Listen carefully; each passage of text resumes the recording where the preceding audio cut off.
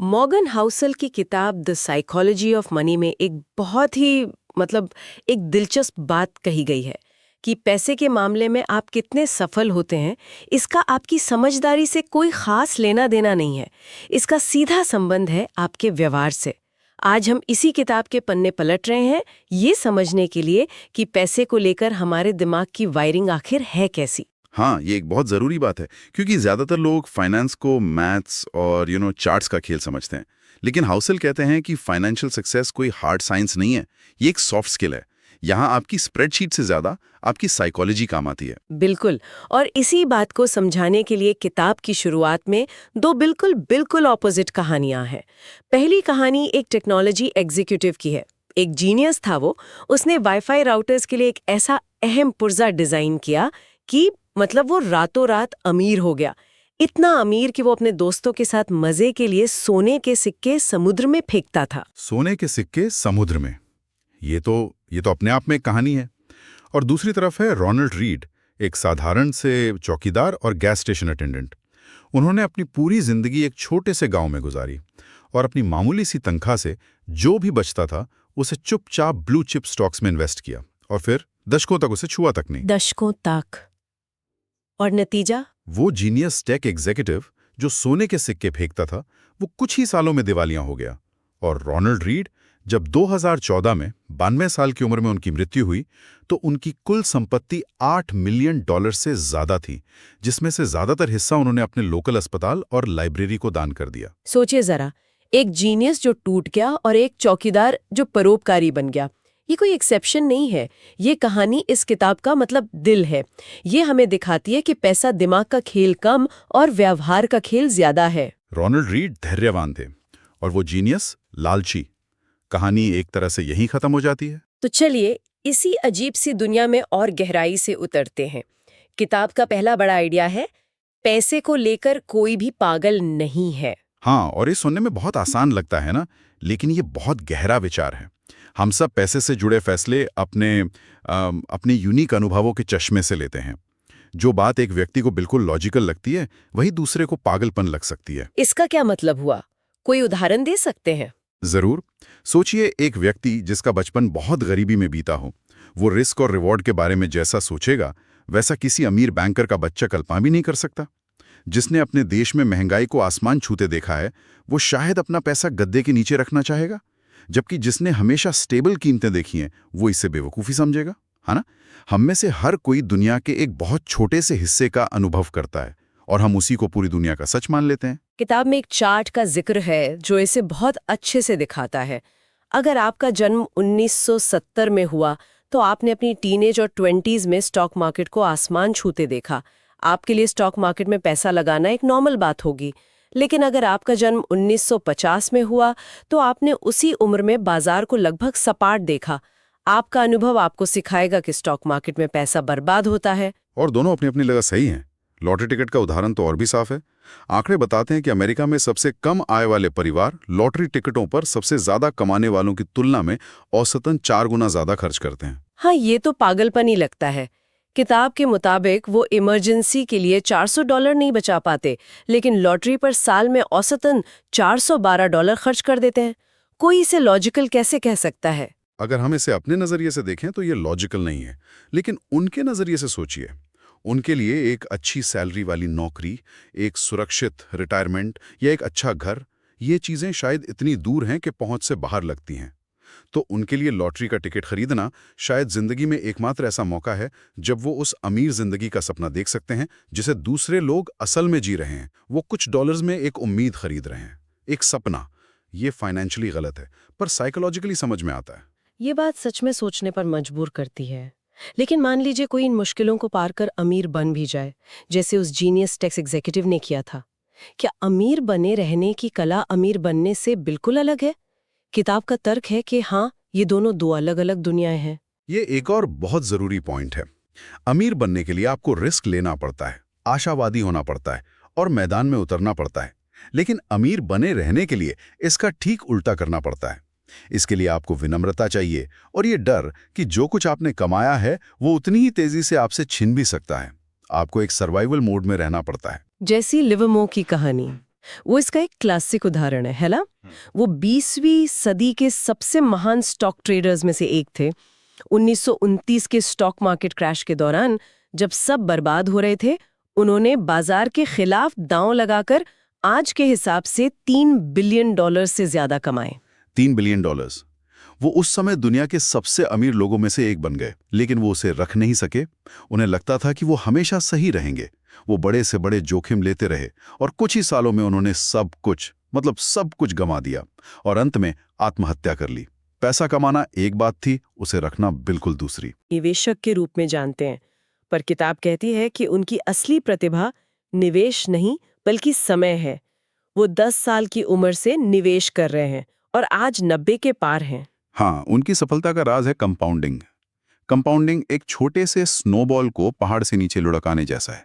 शुरुआत में वो बहुत धीरे धीरे बढ़ता है, लेकिन जैसे जैसे वो आगे बढ़ता है, वो अपने आप और ज्यादा बर्फ जमा करता जाता है और अंत में एक विशालकाय गोले में बदल जाता है।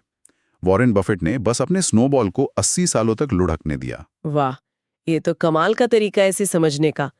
तो बफेट की असली जीनियस उनकी इन्वेस्टमेंट चुनने की क्षमता से ज्यादा उस स्नोबॉल को 80 साल तक लुढ़कने देने की हिम्मत में है। किताब में एक थॉट एक्सपेरिमेंट है।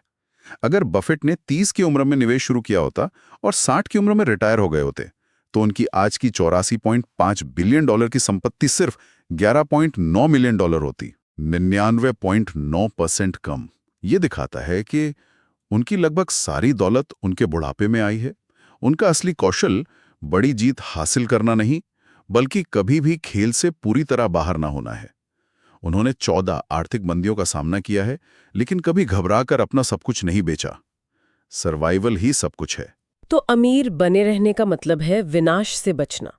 लेकिन ये सवाल उठता है कि जो लोग पहले से ही बहुत ज्यादा अमीर हैं, वे क्यों ऐसे जोखिम लेते हैं जिनसे उनका सब कुछ दांव पर लग जाता है, जैसी लिवरमोर की तरह? क्या ये सिर्फ लालच है या कुछ और? या ये काफी मतलब इनफ कि सीमा को न समझ पाने की एक गहरी मनोवैज्ञानिक समस्या है? आपने बिल्कुल सही शब्द का इस्तेमाल किया, काफी। ये इस किताब के सबसे शक्तिशाली आइडियाज में से एक है। जब आपके पास काफी की भावना नहीं होती, तो आप रुकते नहीं हैं। किताब में लेखक जोसेफ हेलर की कहानी है, जिन्होंने कैच 22 जैसा मशहूर नॉवेल लिखा। हाँ, मैंने पढ़ी है वो कहानी। वो एक पार्टी में थे जो एक अरबपति हेज फंड मैनेजर ने दी थी।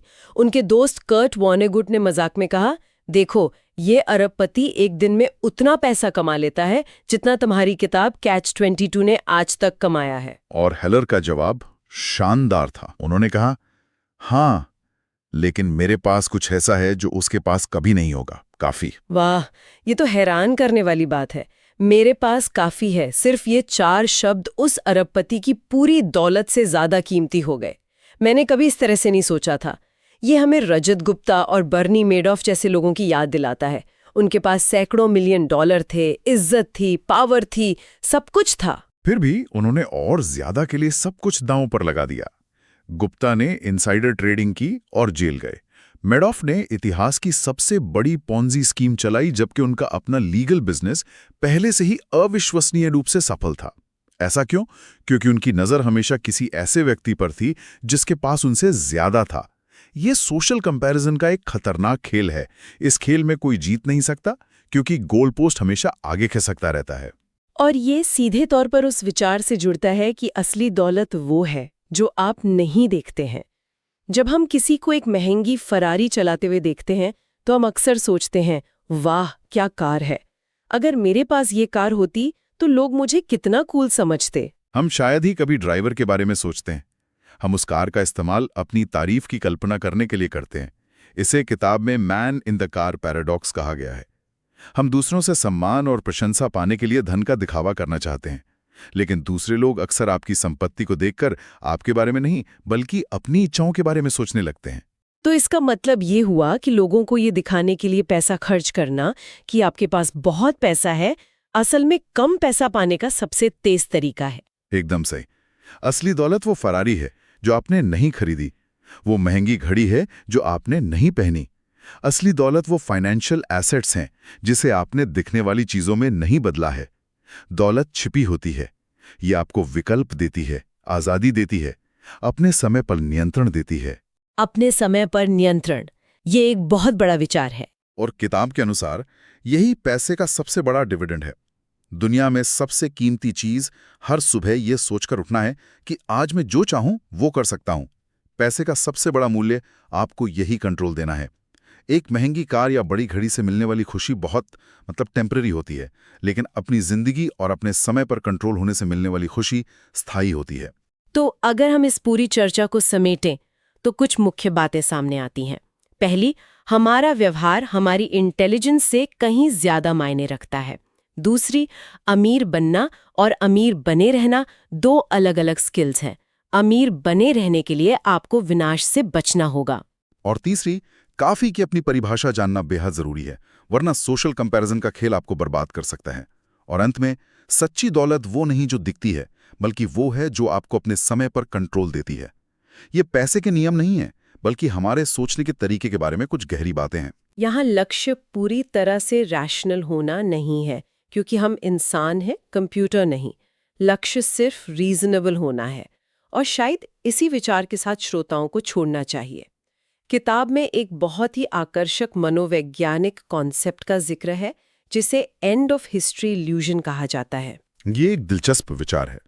ये हमारी एक आम आदत है कि हम ये तो आसानी से मान लेते हैं कि हम अतीत में कितना बदल चुके हैं, लेकिन हम ये बहुत कम आंकते हैं कि भविष्य में हमारे लक्ष्य, हमारी इच्छाएं और हमारी प्राथमिकताएं कितनी बदलेंगी। 18 साल का कोई व्यक्ति सोच भी नहीं सकता कि 40 की उम्र में उसे क्या चाहिए होगा। बिल्कुल। तो यहाँ सोचने वाली बात ये है कि अगर हम ये जानते हैं कि हमारा भविष्य का स्व आज के हमारे स्व से अलग होगा और अलग चीजें चाहेगा, तो हम एक ऐसी फाइनेंशियल योजना कैसे बना सकते हैं जो न सिर्फ एक अनिश्चित दुनिया का सामना कर सके, बल्कि एक अनिश्चित हम का भी सामना कर सके। ये एक गहरा सवाल है। शायद इसका जवाब किसी एक इन्वेस्टमेंट स्ट्रैटेजी में नहीं, बल्कि फ्लेक्सिबिलिटी में है। ऐसी संपत्ति बनाने में है जो आपको भविष्य में दिशा बदलने की आज़ादी दे जब आपका मन बदल जाए। ये शायद पैसे के बारे में सबसे बड़ा सबक है। ये आपको भविष्य में अपने फैसले बदलने का विकल्प देता है।